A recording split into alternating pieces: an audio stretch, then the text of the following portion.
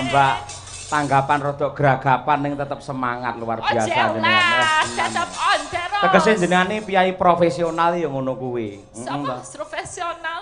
Profesional. Ya itu, ya sak iso-isone. Yang penting itu tuh kita bisa membuat energi positif. Dadi iso nularke ning masyarakat. Wong ya masyarakat iki direwangi teko royo-royo adoh kono doh kene direwangi tumplek-blek sak oke wo. Sik. Sampean kleru. Tumplek blek. Iya, maksudnya sak kata hediang menika tumplek-blek kata sanget nggih. Lah niku kan mereka di sini untuk melihat nonton ya nonton tuntunan sak tontonane. Dadi ya sebaik mungkin apa sing dikarepke iso diberikan kan ngono. Luar biasa, elok tenan.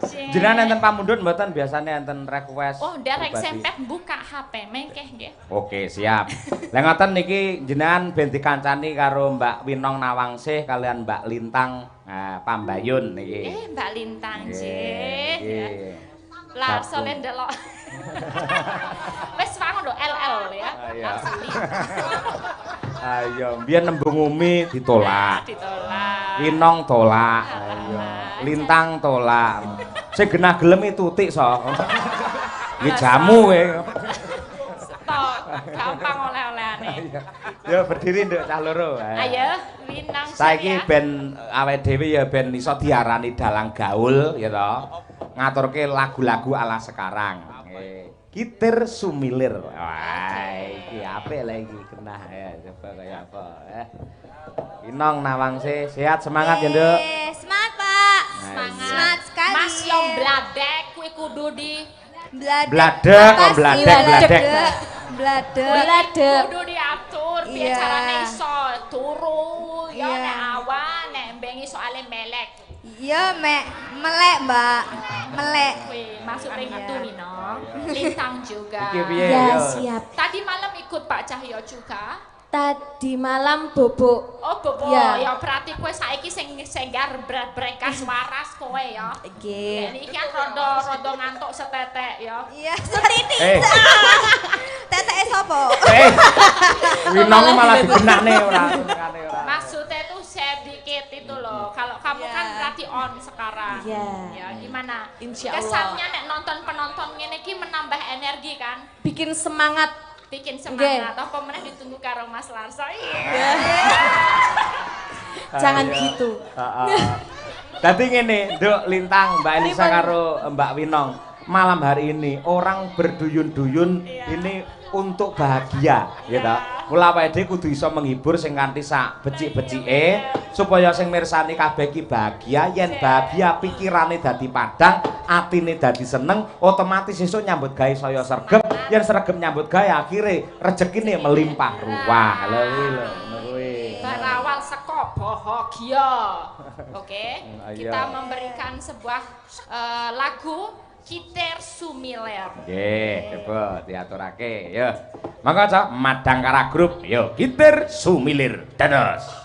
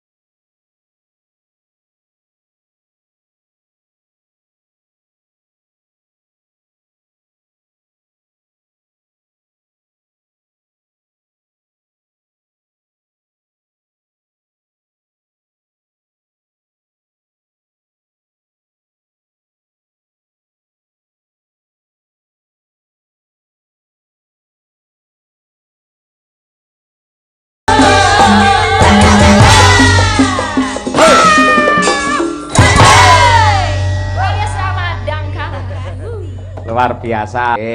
Saged pinarak riyin. Ngeten Bu Kesi. Nah. Kula kalih panjenengan niku wiwit kuncung nganti gelung niku tansah dipun tresnani kalian piyayi ing Laladan Madiun, mbuh kabupaten apa dene kota Madiun nggih. Niki wau kula orek-orek dandang gula Madiun nggih. Rong pada sing sak pada cobi jenengan pun kula kirim spontan teng WA nggih niki wau nggih. Dandang gulanipun nggih. Katur dumateng sedaya para warga masyarakat dulur-dulur ing Kabupaten Madiun umumipun ing sawan mriki khususipun lan teristimewa untuk keluarga besar KUD Tani Jaya. Ya, Nggih. Bu. Saka dlapo ngalor kebun sari banjur geger bablas neng dagangan gemarang etane kare iki wilayah-wilayah yang ada di Kabupaten Madiun. Menawi enten sing kelentu jenengan lersaken bapak-bapak ibu-ibu. Nah, terus sawan jiwan wungu balerejo lan wana asri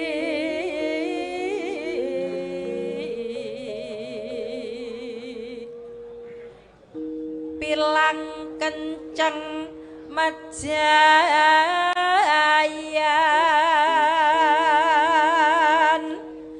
caruban lon alon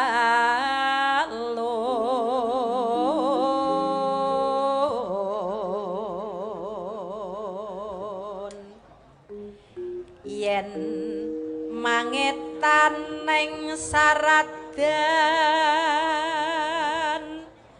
kecamatan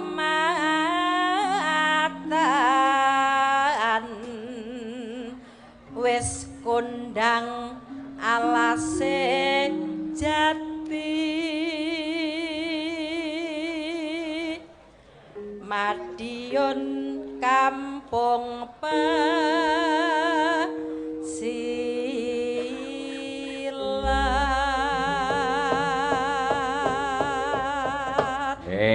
niku yen bab wilayah sakniki gentos kula magepokan kalian makanan utawa kuliner khas di Madiun. Dandang gula ya. Yen kuliner Madiun wis komplit ora larang rasane nyus tenan burder cokro yen rotine tahu tepo lan telur sego pecel wis nomor siji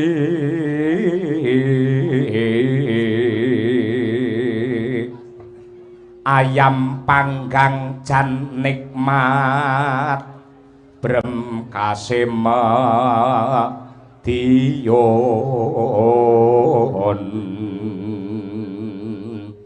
yen soto jalan kutilang sego jotos ralali rujake petis yen gudhe dodol empal. Leres, Pak. Nggih, nggih. Sinom Parijata Bu Kesi. Ya, nggih. Kanggo utawa katur kagem para pinisepuh ing tasih kepareng pinarak. Oh iya. Ya, nggih. Ya diaturake ya Bu Kesi Rahayu sing klasik. Nggih. Ya, Bu.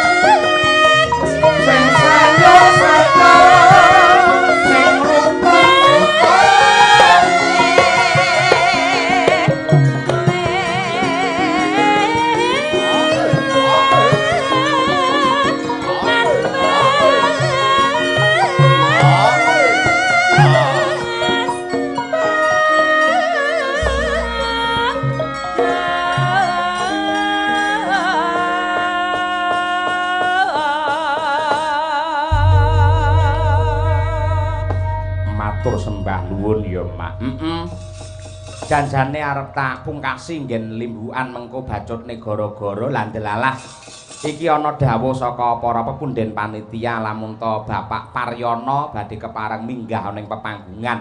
Oh iya, yen pancen ngono diaturi. Monggo ingkang winantu ing pakurmatan Bapak Paryono mriki sesarengan kalian Mbak Elisa mriki, monggo.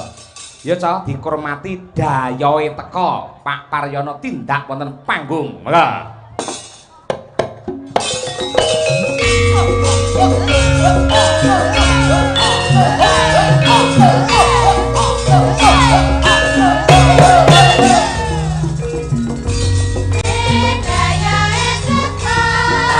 Tinggal bapakku kelah mau kosong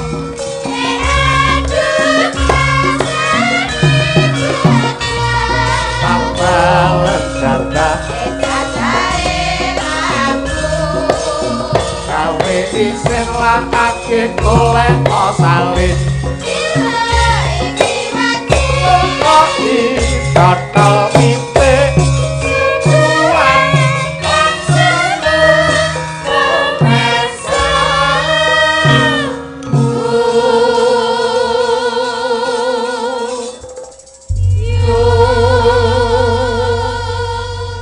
ngapunten Pak Maryono nggih. Nggih. Oh, nggih ngapunten, Nggih. ngapunten kelentu kula. Kula kok repot arep madhep ning ndi iki? Oh, madhep ngajeng Boten mawon. ta, iki kok anu wonten.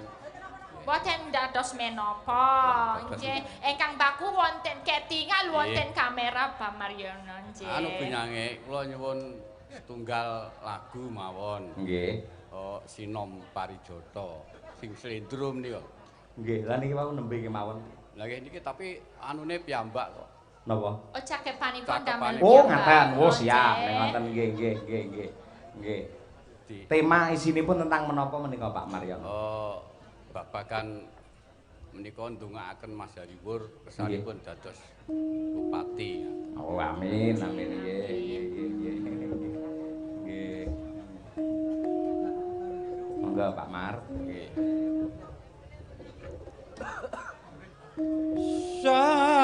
Satri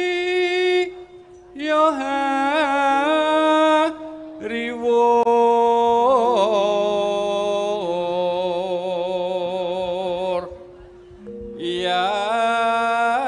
Yanto Sing kakung saniman sing putri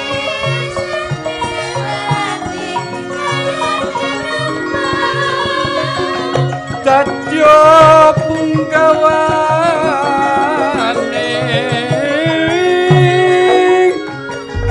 negeri Candi Sabar.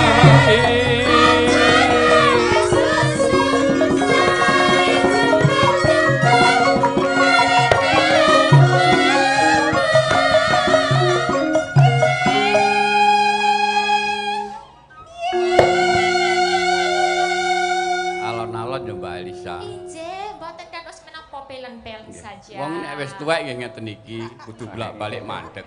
Ah, nggih. Niki ketua paguyuban KUD se-kabupaten. Oh, nggih. Dadi setiap hari koperasi wayangan napa mboten gumantung Pak Pak Maryono niki. Maryono nggih. Nggih alhamdulillah mengke insyaallah nggih setiap tahun. Setiap tahun nggih, Pak. Nggih jenengan tetep takjak. Oh nggih, matur sentan nuwun. Langsung Pak mawon Pak, Maryono. mboten salipat kula Pak. Nggih. Boten napa-napa bencang lewat Bekasi mawon. Terbek gregetinu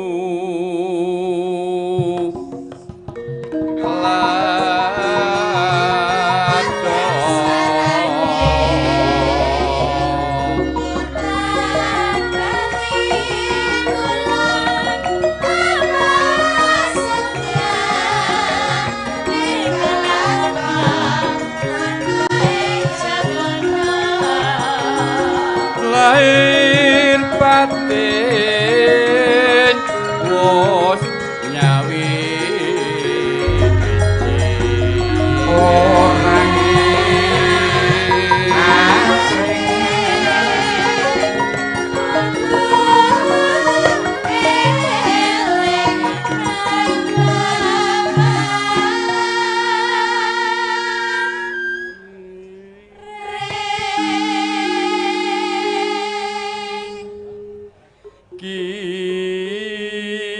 kinaryo caket Gusti iya iya.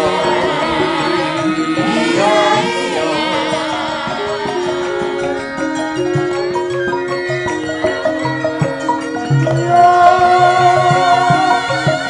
Jengka munggu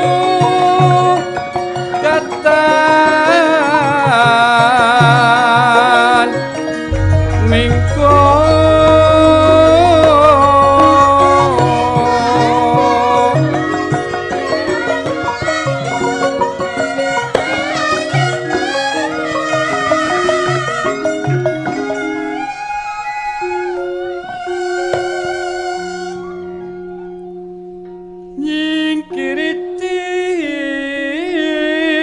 sang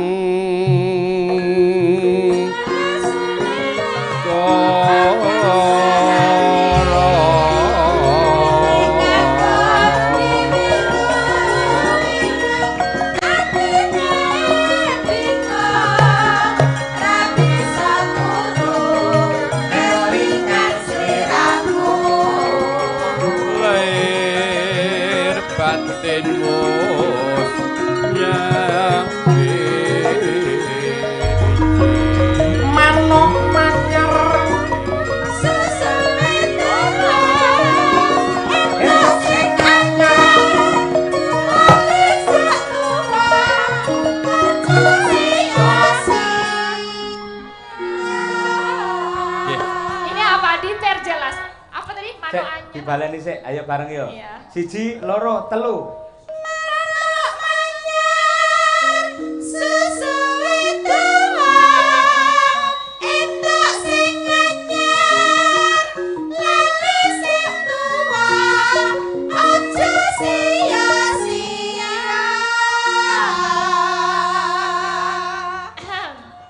Juga. Nuwun sewu bocange, kula nyuwune ngaten. Pripun? Mbak Elisa kula kan baleni niki. Mas Hari calon bupati. Pandungane kudu dadi iku Kang KSD. Ayo. Sok ora tak sangoni ngene. Ayo. Mas Hari calon bupati. Pandungane ya kudu dadi iku Kang KSD. Tepuk tangan. Salah.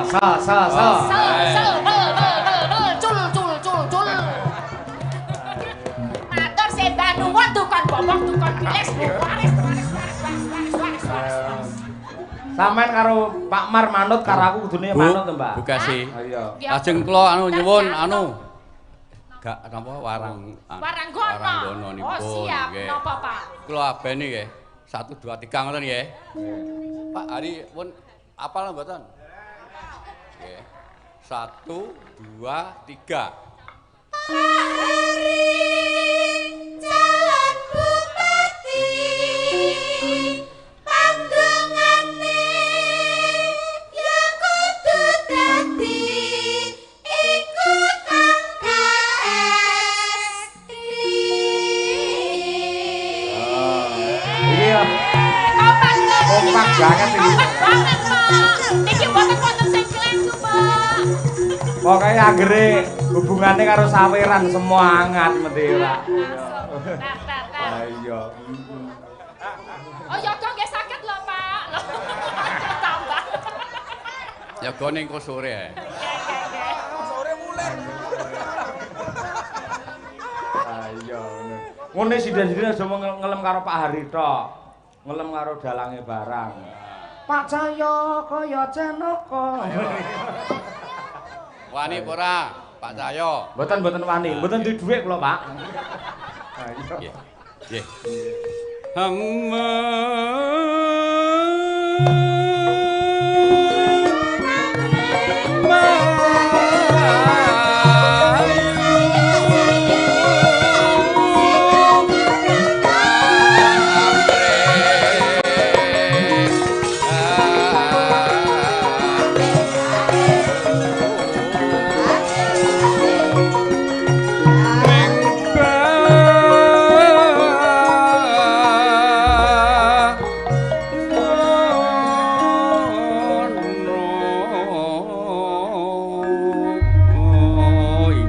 Tepuk tangan kagem Pak Mar luar biasa. Nggih, sampun berkahi swanten tur nggih berkahi napa-napa. Matur suwun nggih Pak, pun kapok nggih Pak. Benjang taun ngajeng malih nggih Pak. Taun ngajeng ora. Ngajeng ora. Ya Nduk, neng Medion iki piyai kene wis apal nggen wektu kudu digawe disiplin.